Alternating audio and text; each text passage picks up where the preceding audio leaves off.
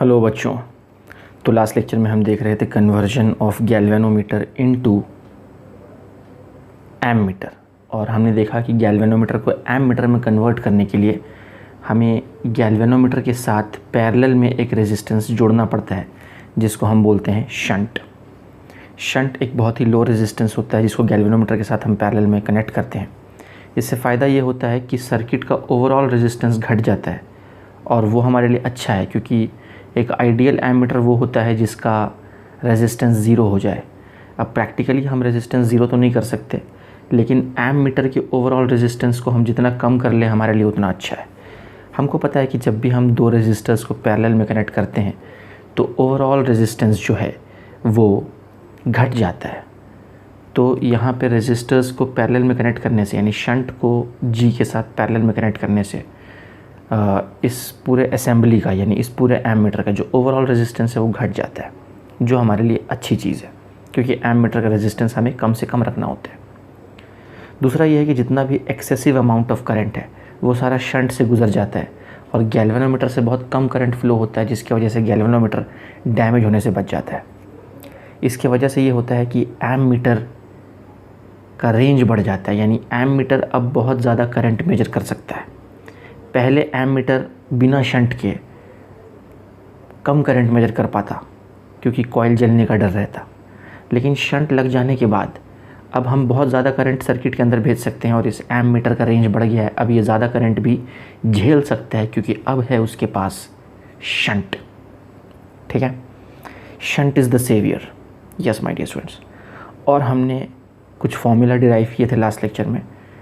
बहुत ही simple formula थे, उनमें तीन जो सबसे इम्पॉर्टेंट फार्मूला है वो मैंने यहाँ पे लिखा है, जो लास्ट लेक्चर में हमने देखा था। सबसे पहला फार्मूला जो है वो शंट का फार्मूला है IG/G/I माइनस IG। दूसरा फार्मूला है शंट करंट का, ये है G/G+S इंटू I। और तीसरा है गैल्वेनोमीटर करंट का, जिसको हम फुल स्केल डिफ्लेक्शन करंट बोलते हैं, IG=S/G+S इंटू I। मैंने बताया था कि ये करंट डिवाइडर रूल के हिसाब से फार्मूला नंबर 2 और फार्मूला नंबर 3 को हम लिखते हैं। यहाँ अगर शंट वाला करंट लेंगे तो रेजिस्टेंस गैल्वेनोमीटर का लेंगे उल्टा, और अगर करंट गैल्वेनोमीटर का लेंगे तो रेजिस्टेंस शंट का लेंगे, यानी उल्टा हो जा रहा है यहाँ पे। तो कहने का मतलब ये है कि अगर हम ये वाला करंट लेंगे तो ये रेजिस्टेंस लेना होगा, और अगर हम ये वाला करंट लेंगे तो वो वाला रेजिस्टेंस लेना पड़ेगा। ठीक है, बाकी नीचे यहाँ दोनों में G+S है और इधर दोनों में I है। तो बस इतनी सी चीज़ है जो आपको ध्यान में रखना है, ये तीन फार्मूला। तो बहुत हो गई बातें, अब चलिए हम सीधा कूदते हैं हमारे प्रॉब्लम्स पे। तो देखिए, आप चाहें तो वीडियो को पॉज करके ये प्रॉब्लम पढ़ सकते हैं अच्छे से 2 बार 3 बार, है ना। आप चाहें तो गिवन डेटा लिख सकते हैं और आप खुद से भी इसको प्रॉब्लम को छुड़ाने की कोशिश कर सकते हैं। देखिए आपसे ये प्रॉब्लम सॉल्व होता है या नहीं होता। तो चलिए, बहुत अच्छी बात है, हम पढ़ते हैं सवाल। अ गैल्वेनोमीटर हैविंग रेजिस्टेंस ऑफ 9 ओम, यानी गैल्वेनोमीटर का रेजिस्टेंस क्या दिया हुआ है, 9 ओम। तो यानी हमें G दिया हुआ है 9 ohm, is shunted by a wire of resistance 2 ohm, यानी शंट जो उसको दिया गया है एक वायर के थ्रू, वो है 2 ओम शंट का resistance. If the total current is 1 ampere, total current क्या बोला है, 1 ampere, the part of it passing through the shunt will be, यानी टोटल करंट का वो पार्ट जो शंट से पास हो रहा, यानी वो कौन से करंट की बात कर रहा है, शंट करंट की बात कर रहा है, यानी हमें शंट करंट निकालना है। ठीक है, बहुत अच्छी बात है। अभी हमने शंट करंट का फॉर्मूला पढ़ा, ये देखिए ये वाला फार्मूला नंबर 2, ये फार्मूला हम यहाँ पे यूज़ करेंगे। तो मैं लिख रहा हूँ शंट करंट का जो हमारा फार्मूला है वो कुछ इस तरह से है। Shunt current is nothing but G/G+S into total current. अब यहाँ पे हमको सारी वैल्यूज़ दी हुई हैं, बस उसको पुट कर दो। ये G है, नीचे G+S यानी 9+2, और यहाँ टोटल करंट 1। और डियर स्टूडेंट्स, इसको हम 9/11 लिख सकते हैं। फिर आप इसको डेसिमल में कन्वर्ट कर लीजिए और देख लीजिए कि आपका आंसर क्या आ रहा है। ठीक है डियर स्टूडेंट्स, तो मुझे उम्मीद है कि ये क्वेश्चन आपको समझ में आया होगा। ठीक है, अगर आप चाहें तो वीडियो को पॉज करके ये कॉपी डाउन कर सकते हैं डियर स्टूडेंट्स, इसको आप कॉपी कर लें, उसके बाद हम आगे पढ़ेंगे। ठीक है,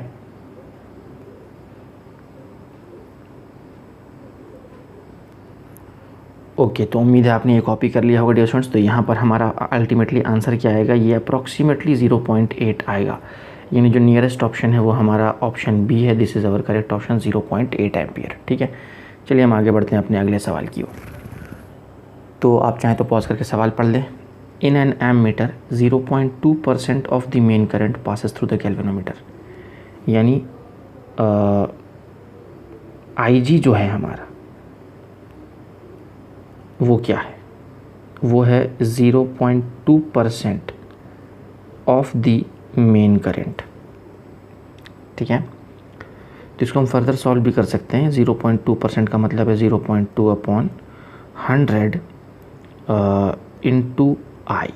ठीक है, और इसको हम डेसिमल के 2 प्लेस पीछे लेके चलते हैं तो ये 0.002 आई भी हम इसको बोल सकते हैं। ये हमारा क्या हो गया, ये हमारा हो गया गैल्वेनोमीटर करंट। ठीक है, फिर हम आगे बढ़ते हैं डिस्टेंस। आगे क्या है, if resistance of galvanometer is G, the resistance of ammeter will B.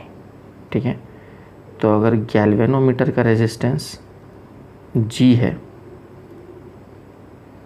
तो फिर रेजिस्टेंस ऑफ एमीटर क्या होगा, ये हमें पता लगाना है। ठीक है, तो एमीटर का रेजिस्टेंस निकालने के लिए बोला है, रेजिस्टेंस ऑफ एमीटर बोला है। तो एमीटर का रेजिस्टेंस क्या होगा डिस्टेंस, तो देखिए एमीटर की जब हमने बात की थी, ये कंप्लीट ये टोटल जो सेटअप है ये हमारा एमीटर है, G और S को मिला के। तो एमीटर का रेजिस्टेंस क्या होगा, इन दोनों का कंबाइंड रेजिस्टेंस, जो कि क्या होगा R1 into R2 upon R1 plus R2, यानी G into S upon G plus S, है ना।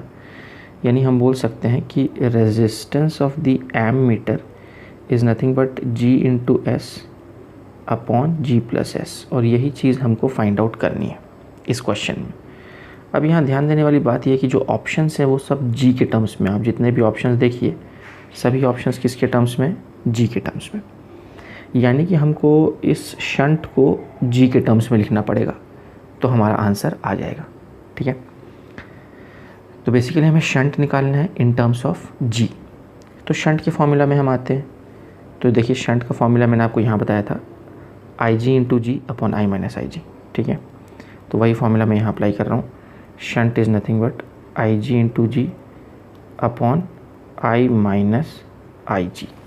ठीक है, तो यहाँ पे देखिए IG हम ऑलरेडी निकाल चुके हैं इन टर्म्स ऑफ I, वो हम यहाँ पे पुटअप करेंगे। तो IG है 0.002 इंटू G, सॉरी ये I लिखना भूल गया मैं, 0.002 I into G upon I minus IG, यानी I माइनस 0.002 I, ये कुछ इस तरह से हो जाएगा। अब डियर स्टूडेंट्स इसको हम आगे फर्दर सॉल्व करेंगे तो हम इसको क्या लिख सकते हैं, तो आइए देखते हैं हम इसको क्या लिख सकते हैं। तो ऊपर में वो क्या हो जाएगा, I, नीचे से देखिए नीचे से I कॉमन निकल जाएगा, अगर नीचे से हम I कॉमन निकालेंगे तो ये नीचे I कॉमन निकल जाएगा और अंदर हो जाएगा 1 माइनस 0.002, जो कि हो जाएगा 0.998, यानी I इंटू 0.998, और ऊपर हमारा क्या होगा, ऊपर होगा 0.002 इंटू I इंटू G। तो अब अगर हम ध्यान से देखें तो यहाँ पर ये I और ये I कैंसिल आउट हो जाएगा, और ये बेसिकली ऊपर वाला डेसिमल हट जाएगा, नीचे वाला भी हट जाएगा, और 998 का जो हाफ है वो 499 हो जाएगा, यानी G अपॉन 499। तो हमारा जो शंट है वो हो जाएगा G अपॉन 499। आप चाहें तो सॉल्व करके क्रॉस चेक कर सकते हैं, ये 2 1 ज़ा 2 और ये 499 ज़ा। ठीक है, तो ये हमारा शंट आ गया इन टर्म्स ऑफ G। अब इसी शंट की वैल्यू को हमें उठाना है और यहाँ पे पुट करना है, तो हमें रेजिस्टेंस ऑफ एमीटर मिल जाएगा। ठीक है, तो चलिए चलते हैं अगले पेज पे। तो हमारा रेजिस्टेंस ऑफ एमीटर जो है वो है G into S upon G plus S।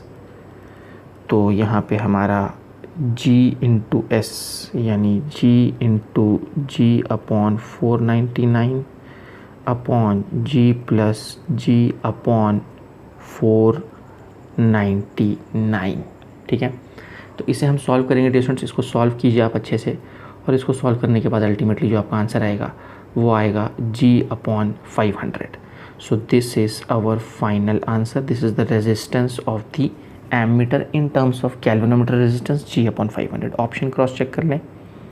Yes, option C is the correct option, G upon 500। तो उम्मीद है कि ये भी आपको समझ में आ गया होगा कि हमने किस तरह से इसको सॉल्व किया है। आप चाहें तो पॉज करके इसका कॉपी कर लें, और एक बार ये कॉपी हो जाए तो उसके बाद आप पॉज करके ये भी कॉपी डाउन कर सकते हैं, उसके बाद हम आगे बढ़ेंगे।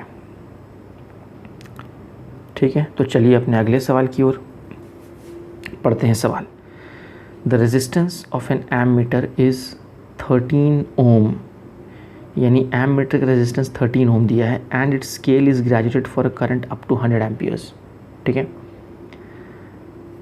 तो hope you are following this. तो फिर से पढ़ रहा हूँ, resistance of an ammeter is 13 ohm and its scale is graduated for a current up to 100 amperes, यानी मैक्सिमम वो 100 एम्पियर मेजर कर सकता है इनिशियली।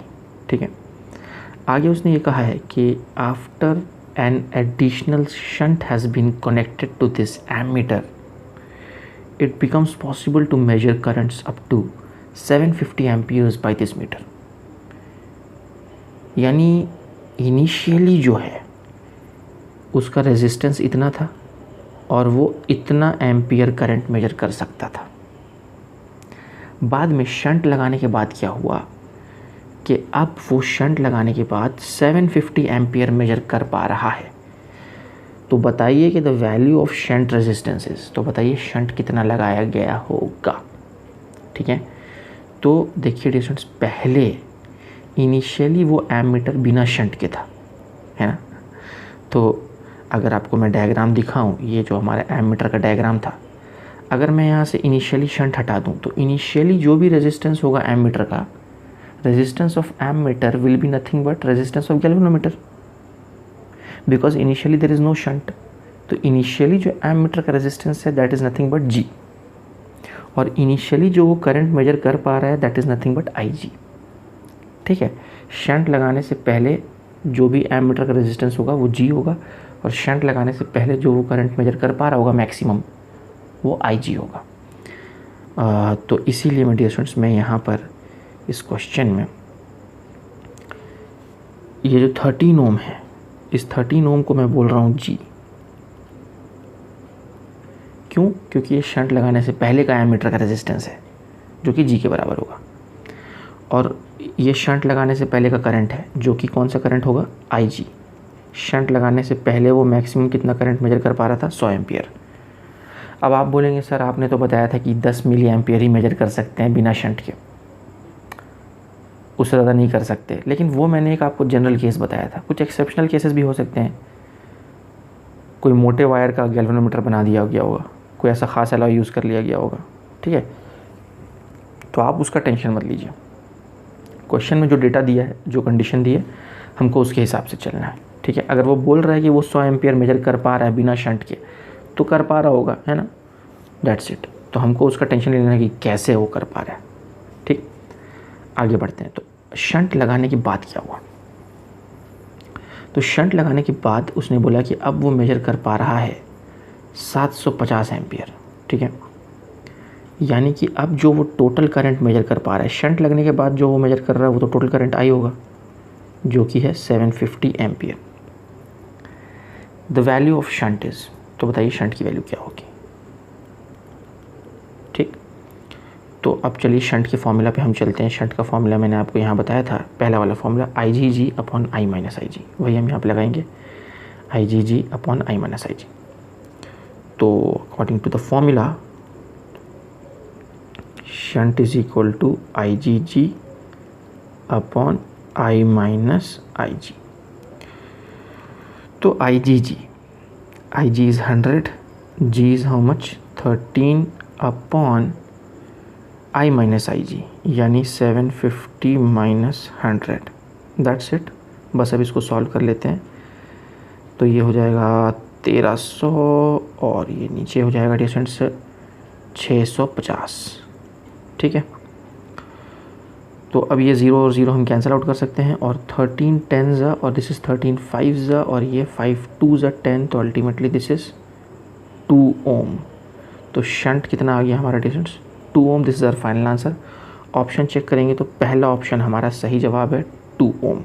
ठीक है, तो उम्मीद है कि आपको ये बात समझ में आ गई होगी किस तरह से हमने सॉल्व किया है कंडीशन को पहचान के। कुछ और प्रॉब्लम्स लेते हैं, आपका कॉन्सेप्ट और भी क्लियर होगा, घबराने की बात नहीं है डियर स्टूडेंट्स। पहले आप इसको पॉज करके कॉपी कर लेंगे। अब ये थोड़ा सा अलग टाइप का सवाल है डियर स्टूडेंट्स, आइए पढ़ते हैं इस सवाल को। तो उसने बोला है कि a circuit contains an ammeter, a battery of 30 volt and a resistance 40.8 ohm, all connected in series. ठीक है, आगे इसने बोला है कि if the ammeter has a coil of resistance 480 ohm and a shunt of 20 ohm, the reading in the ammeter will be. ठीक है, तो पहले मैं एक रफ डायग्राम यहाँ पर ड्रॉ कर देता हूँ। तो उसने बोला है कि एक सर्किट है जिसमें कि सर्किट के अंदर क्या है, एक तो बैटरी है सर्किट के अंदर, और ये बैटरी जो है वो 30 वोल्ट की बैटरी है। सो दिस इज़ 30 वोल्ट। उसके बाद उस सर्किट में एक रेजिस्टर है, ठीक है, जिसका रेजिस्टेंस है और रेजिस्टेंस 40.8 ओम। ठीक है, सो दिस इज़ नथिंग बट 40.8 ओम। और उसमें एक एमीटर लगा हुआ है, तो फिर मैं एमीटर बना देता हूँ। तो ये हमारा एमीटर है, तो इसमें एमीटर में दो चीज़ें होंगी, एक तो गैल्वेनोमीटर का कॉइल होगा और हमारा क्या होगा उसके अंदर में हमारा होगा शंट। तो ये रहा हमारा शंट। ठीक है, तो this is G and this is S and this entire assembly together is called as ammeter which is connected in series with the circuit, है ना। आप ध्यान से अगर देखें तो एमीटर सर्किट में सीरीज़ में कनेक्टेड है, इस रेजिस्टर के साथ ये एमीटर सीरीज़ में है। ठीक है, यानी कि अगर सर्किट में टोटल करंट I फ्लो हो रहा है, तो मान लीजिए यहाँ पे मैं करंट I दिखाता हूँ, तो यही I करंट एमीटर के अंदर जाएगा, वही I करंट एमीटर के बाहर आएगा, और वही I करंट जो है वो सर्किट का टोटल करंट है जो ये एमीटर मेजर करेगा। ठीक है, तो इसमें हमको G और S की वैल्यूज़ भी दी हुई हैं। तो हमको गैल्वेनोमीटर का जो रेजिस्टेंस है कॉइल का वो हमको दिया है 480 ओम, और जो शंट है वो हमको दिया हुआ है 20 ओम। ठीक है, और पूछा है कि बताइए the reading in the ammeter will be. Ammeter की रीडिंग क्या होगी, वही जो टोटल करंट है, ये I हमें फाइंड आउट करना है। तो हम I कैसे फाइंड आउट कर सकते हैं डिस्टेंस, देखिए total current is total voltage upon total resistance of the circuit.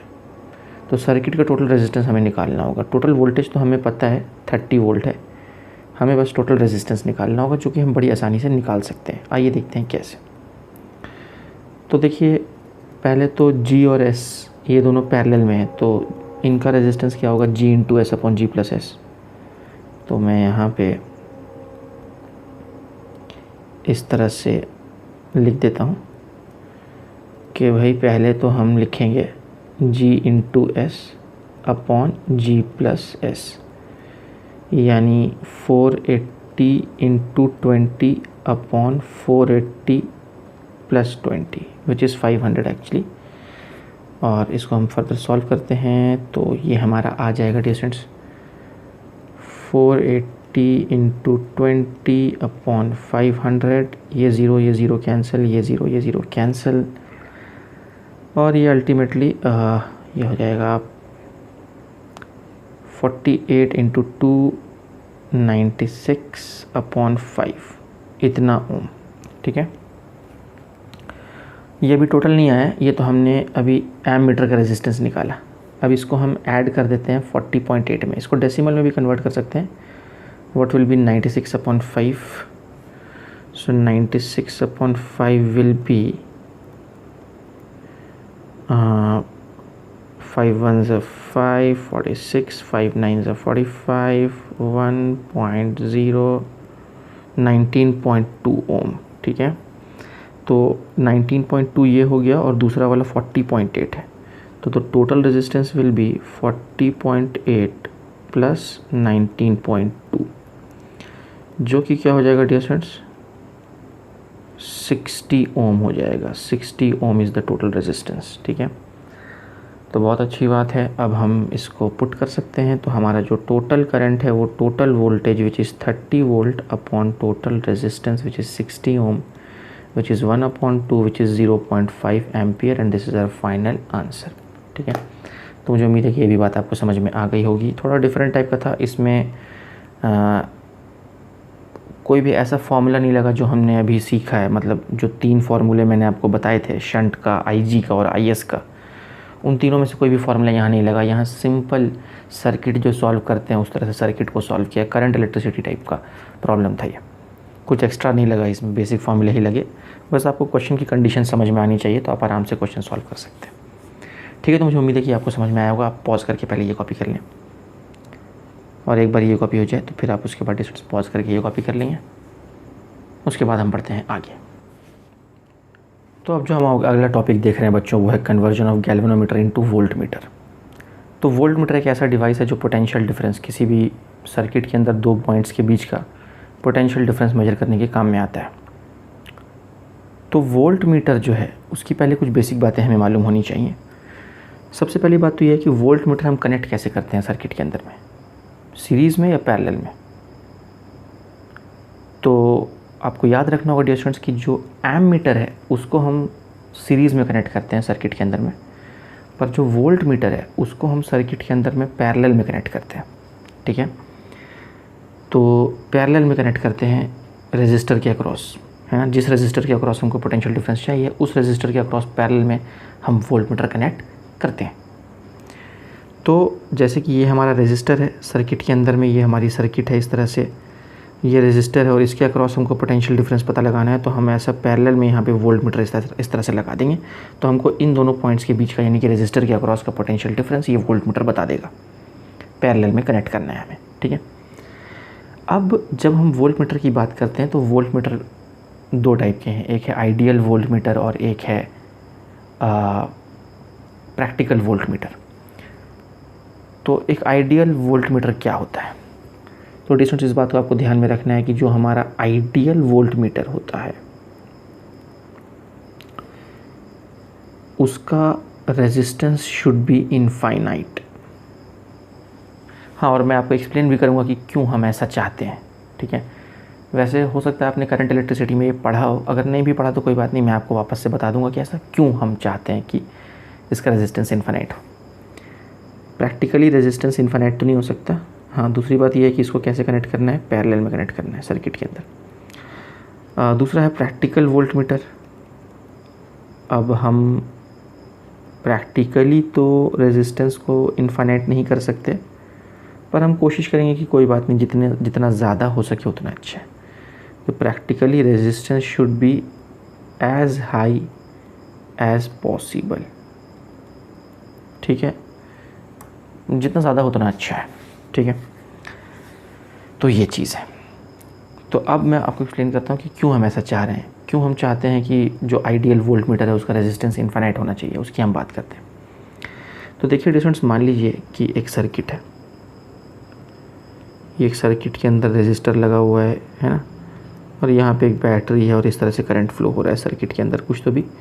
मान लीजिए सर्किट के अंदर जो करंट फ्लो हो रहा है वो 2 एम्पियर का करंट है। ठीक है, और ये जो हमारा रेजिस्टर है ये 5 ओम का रेजिस्टर है हमारा। तो अगर ये 5 ओम का रेजिस्टर है तो इसके अक्रॉस पोटेंशियल डिफरेंस क्या होगा वो हम निकाल सकते हैं। क्या होगा बोलिए, V = IR। तो उसके अक्रॉस जो पोटेंशियल डिफरेंस होगा वो होगा current into resistance which is nothing but 10 volt. तो देखा जाए तो इसके अक्रॉस जो पोटेंशियल डिफरेंस है वो कितने का है, 10 वोल्ट का। ठीक है, अब अगर मान लीजिए हमने वहाँ पर उसको मेजर करने के लिए एक वोल्ट मीटर लगाना चाहा, तो वोल्ट मीटर हम लगाते हैं वहाँ पे। तो मैं क्या करता हूँ, पहले ये यहाँ से हटाता हूँ, है ना। हाँ, तो अब मैं वहाँ पे लगा रहा हूँ एक वोल्ट मीटर। पैरेलल में कनेक्ट करते हैं तो ये इस तरह से मैंने वहाँ पे वोल्ट मीटर पैरेलल में कनेक्ट कर दिया, ठीक है। अब अगर मान लीजिए यहाँ जो करंट 2 एम्पियर करंट जो यहाँ आ रहा है, ये जब इस जंक्शन पे पहुँचेगा ये करंट, तो उसके पास 2 रास्ते हैं, ठीक है।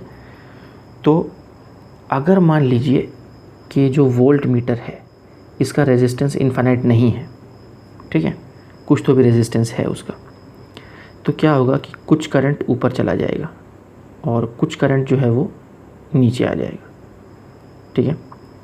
तो मैं कुछ रैंडम वैल्यूज़ असाइन कर देता हूँ। जैसे मान लीजिए जो वोल्ट मीटर का रेजिस्टेंस है ये सपोज़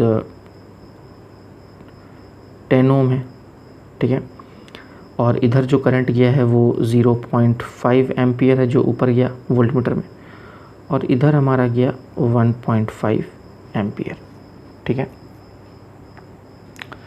तो देखा जाए तो अब हमारा इस रेजिस्टर के अक्रॉस पोटेंशियल डिफरेंस क्या क्रिएट हो रहा है। इस रेजिस्टर के अक्रॉस अब जो पोटेंशियल डिफरेंस क्रिएट हो रहा है वो है I इंटू आर, यानी अभी जो हमको पोटेंशियल डिफरेंस देखने को मिलेगा वो होगा 1.5। ये रैंडम वैल्यूज़ हैं, ये कुछ भी कैलकुलेशन के हिसाब से नहीं है, ये रैंडमली मैंने असाइन किया है। तो 1.5 into 5 which is nothing but 2.25 volt, है ना। तो आप देखिए हमको मिलना कितना चाहिए था, 10 वोल्ट मिलना चाहिए था, लेकिन क्योंकि करंट का कुछ हिस्सा ऊपर चला गया है इसीलिए हमको एग्जैक्ट पोटेंशियल डिफरेंस नहीं मिल पा रहा उस रेजिस्टर के अक्रॉस, ठीक है। अब आइडियली क्या होना चाहिए वो मैं आपको बताता हूँ। अब आइडियली ये होना चाहिए कि ये जो वोल्ट मीटर है इसका रेजिस्टेंस इनफाइनाइट होना चाहिए। तो अगर इस वोल्ट मीटर का रेजिस्टेंस इनफाइनाइट हुआ तो फिर ऊपर वाले ब्रांच में कोई भी करंट नहीं जाएगा। अब क्योंकि ऊपर वाले ब्रांच में कोई करंट नहीं जा रहा है, कोई करंट इधर नहीं जा रहा, इसका मतलब है कि पूरा का पूरा करंट नीचे से पास होगा, जो कि होना भी चाहिए। तो ये जो 2 एम्पियर अंदर आ रहा है ये पूरा 2 एम्पियर यहाँ इस 5 ओम वाले रेजिस्टर से पास करेगा। यानी अब जो ये जो वोल्ट मीटर जो रीडिंग लेगा वो कौन सी रीडिंग लेगा, ये वाली रीडिंग लेगा, I इंटू आर, यानी 10 वोल्ट, यानी यही रीडिंग हमको मिलेगी, ट्रू रीडिंग हमको मिलेगी। तो ये ट्रू रीडिंग हमको कब मिल पाई, जब इसका रेजिस्टेंस इनफाइनाइट हुआ वोल्ट मीटर का, ऊपर जाने वाला करंट जो है वो क्या हो गया, 0 हो गया, पूरा करंट नीचे से पास हो रहा है। अगर पूरा करंट नीचे से पास होगा तभी हमको ट्रू पोटेंशियल डिफरेंस मिलेगा, ठीक है। तो मुझे उम्मीद है कि आपको ये बात समझ में आ गई होगी, ठीक है। तो ये कुछ बातें हैं जो आपको ध्यान में रखनी है। मैं चाहूँगा कि पॉज करके पहले आप ये कॉपी कर लें, और एक बार ये कॉपी हो जाए तो फिर आप स्टूडेंट्स पॉज करके ये कॉपी कर लेंगे, ठीक है। फिर मैं कुछ आपको मैथमेटिकल एनालिसिस करके बताता हूँ। तो बच्चों आइए देखते हैं कि हम गैल्वेनोमीटर से वोल्ट मीटर कैसे बना सकते हैं। तो हम क्या करते हैं कि जो गैल्वेनोमीटर कॉइल है हम वो कॉइल लेते हैं। तो ये हमारा गैल्वेनोमीटर कॉइल है, और साथ में सीरीज़ में हम एक रेजिस्टर कनेक्ट कर देते हैं ऑफ सूटेबल रेजिस्टेंस, ठीक है। तो ये तो हमारा हो गया गैल्वेनोमीटर कॉइल जिसका रेजिस्टेंस है G, और ये है हमारा वो रेजिस्टर जो हमने सीरीज़ में कनेक्ट किया है ताकि ये गैल्वेनोमीटर का जो ओवरऑल रेजिस्टेंस है वो बढ़ जाए, है ना। और this entire thing together is called as volt meter. तो this entire thing I am talking about, so this entire thing together is called as volt meter, ठीक है। तो इसी को हम बोलते हैं वोल्ट मीटर। और यहाँ पे अगर हम बात करें डियर स्टूडेंट्स, तो यहाँ पे जो गैल्वेनोमीटर है इसके अक्रॉस जो पोटेंशियल डिफरेंस होगा इसको हम बोल सकते हैं VG, और ये जो RS है इसके अक्रॉस जो पोटेंशियल डिफरेंस होगा इसको हम बोल सकते हैं VR, यानी कि वोल्टेज अक्रॉस द रेजिस्टर, ठीक है। और जो टोटल पोटेंशियल डिफरेंस है जो ये वोल्ट मीटर मेजर करने वाला है यानी मैं इसकी बात कर रहा हूँ, ये जो टोटल पोटेंशियल डिफरेंस है जो ये वोल्ट मीटर मेजर करने वाला है उसको हम बोल सकते हैं V, ठीक है। तो मैं यहाँ लिख भी देता हूँ कि V is the potential difference to be measured, यानी वो पोटेंशियल डिफरेंस जो हमको मेजर करना है इस वोल्ट मीटर के द्वारा, ठीक है। तो उसी को हम बोल रहे हैं V। तो अब डियर स्टूडेंट्स, यहाँ पर जो करंट अंदर आ रहा है इस सर्किट के अंदर, उस करंट को हम IG बोल सकते हैं, क्योंकि यही करंट जो है वो गैल्वेनोमीटर से पास होगा और यही करंट जो है वो RS से भी पास हो जाएगा। अभी क्योंकि ये कंबाइंड रेजिस्टेंस काफ़ी ज़्यादा होता है, इसलिए ये जो करंट है ये बहुत स्मॉल करंट होता है। ये जो IG करंट है ये काफ़ी छोटा करंट होता है। तो अच्छी बात है, हमको IG छोटा ही चाहिए, क्योंकि अगर IG की वैल्यू ज़्यादा बड़ी हो गई तो वो गैल्वेनोमीटर के कॉइल को डैमेज कर देगा, जो कि हम नहीं चाहते, है ना। तो ये चीज़ है। तो अब देखिए, ये जो रेजिस्टर हमने कनेक्ट किया है इसका क्या फ़ायदा हुआ, आइए हम देखते हैं। तो वोल्ट मीटर बेसिकली क्या है? A moving coil galvanometer in series with high resistance RS is called as volt meter, ठीक है। और अगर हम बात करें functions of high value of series resistor, यानी जो हम रेजिस्टर साथ में सीरीज़ में कनेक्ट कर रहे हैं जिसका रेजिस्टेंस काफ़ी ज़्यादा है, तो वो कनेक्ट करने का फ़ायदा क्या हो रहा है? गैल्वेनोमीटर के साथ में एक रेजिस्टर कनेक्ट करने का क्या फ़ायदा है? तो पहला फ़ायदा तो ये है कि टू इंक्रीज़ द इफ़ेक्टिव यानी total resistance of the galvanometer का टोटल रेजिस्टेंस जो है वो बढ़ जाता है, और वही हमें चाहिए। अभी मैंने आपको बताया कि वोल्ट मीटर का रेजिस्टेंस जितना ज़्यादा रहे उतना अच्छा है, क्योंकि वहाँ से करंट उतना कम पास होगा और वो एक्चुअल पोटेंशियल डिफरेंस मेजर कर पाएगा, है ना, उससे ज़्यादा छेड़छाड़ नहीं करेगा वो। दूसरा फ़ायदा ये है कि to protect the galvanometer from damage due to large current, ठीक है। ये दूसरा पॉइंट मैं आपको थोड़ा सा समझाता हूँ कि वो गैल्वेनोमीटर को प्रोटेक्ट कैसे कर रहा है लार्ज करंट से। तो देखिए, बेसिकली हमने यहाँ पे पढ़ा था स्टूडेंट्स, यहाँ पे हमने क्या देखा था कि ये था हमारा वोल्ट मीटर जो हमने कनेक्ट किया था पैरेलल में अपने सर्किट के साथ, ठीक है। तो अगर मान लीजिए यहाँ पर मैं आपको बताऊँ, तो ये हमारा सर्किट है, उसको रीड्रॉ कर रहा हूँ मैं। So this is our circuit and this is our resistor, ठीक है। ये जो भी रेजिस्टर है हमारा, इसको हम R बोल सकते हैं। अब इसके साथ हमें वोल्ट मीटर कनेक्ट करना है, तो ये हमारा वोल्ट मीटर है जो मैं अलग से यहाँ पे कनेक्ट कर रहा हूँ। तो अब हमारा वोल्ट मीटर किस तरह से है, ये कॉइल है और कॉइल के साथ हमने RS लगा दिया है वहाँ पे। तो ये हमारा RS है और ये हमारा गैल्वेनोमीटर कॉइल है। अब देखिए, क्योंकि RS हमने यहाँ कनेक्ट कर दिया साथ में, तो ये overall this complete setup is the volt metre ना। ये कंप्लीट सेटअप हमारा क्या है? This complete setup is the volt metre. अब RS लगाने का क्या फ़ायदा हुआ कि ये ओवरऑल रेजिस्टेंस बढ़ गया। तो ओवरऑल रेजिस्टेंस बढ़ने से क्या हुआ कि अब इस तरफ जो करंट जाएगा, थोड़ा तो करंट भेजना ही पड़ेगा हमें, थोड़ा करंट तो भेजना ही पड़ेगा, क्योंकि करंट नहीं भेजोगे तो नीडल डिफ्लेक्ट कैसे होगा, है ना। तो इस करंट को हम आइडियली ज़ीरो चाहते हैं, पर प्रैक्टिकली वो बहुत छोटा होता है, ज़ीरो नहीं कर सकते उसको, और उस करंट का एक हिस्सा इधर चला जाएगा। ये टोटल करंट यहाँ आ रहा है। तो अब कहने का मतलब ये है कि क्योंकि ये ओवरऑल रेजिस्टेंस बढ़ गया, किसकी वजह से? RS की वजह से, इसलिए अब उधर ऊपर की दिशा में बहुत कम करंट जाएगा। अगर हम इसको हटा देते तो ये करंट बढ़ जाता और वो जाके गैल्वेनोमीटर कॉइल को क्या कर देता? डैमेज कर देता, ठीक है। तो उम्मीद है कि आपको ये बात समझ में आ गई होगी कि यहाँ बेसिकली क्या हो रहा है। तो अब आप देख सकते हैं, क्योंकि ये दोनों सेटअप जो है वो पैरेलल में है, तो इसके अक्रॉस जो पोटेंशियल डिफरेंस होगा V, वही हम मेजर करना चाह रहे हैं। तो इस एंटायर वोल्ट मीटर के अक्रॉस भी पोटेंशियल डिफरेंस क्या होगा? V ही होगा जो वो मेजर करेगा। यानी जो इस रेजिस्टर के अक्रॉस पोटेंशियल डिफरेंस है वही वो मेजर करना चाहता है, और वही इस पूरे वोल्ट मीटर के अक्रॉस का भी पोटेंशियल डिफरेंस है, ठीक है। तो उम्मीद है कि ये बात आपको समझ में आ रही होगी। तो उसी सेटअप को मैंने यहाँ पे ड्रॉ भी किया है, और इसी को अगर हम और फर्दर मैथमेटिकली समझने की कोशिश करें तो हम यहाँ पे क्या बोल सकते हैं? हम बोल सकते हैं कि हाँ एक मिनट, पहले मैं थर्ड पॉइंट भी एक्सप्लेन करूँ। तो मेरे ये सेकंड पॉइंट आपको समझ में आ गया होगा, to protect the galvanometer from damage large current, ये पॉइंट आपको समझ में आ गया होगा। और अब हम आखिरी पॉइंट की बात करते हैं, to increase the range of the volt metre. तो अब क्योंकि वो ज़्यादा वोल्टेज, ज़्यादा पोटेंशियल डिफरेंस मेजर कर सकता है, तो इससे वोल्ट मीटर का रेंज बढ़ जाता है। ठीक है, तो आइए अब यहाँ पे हम मैथमेटिकली क्या कर सकते हैं।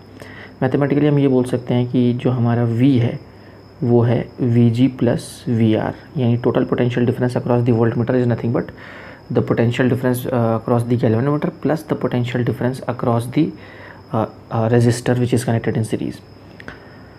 अब यहाँ पर हम क्या बोल सकते हैं कि हमें पता है कि V is equal to IR, तो इस V को तो मैं ऐसे ही लिख देता हूँ, और Vg को मैं लिख रहा हूँ IG इंटू जी, और VR को मैं लिख रहा हूँ IG इंटू RS।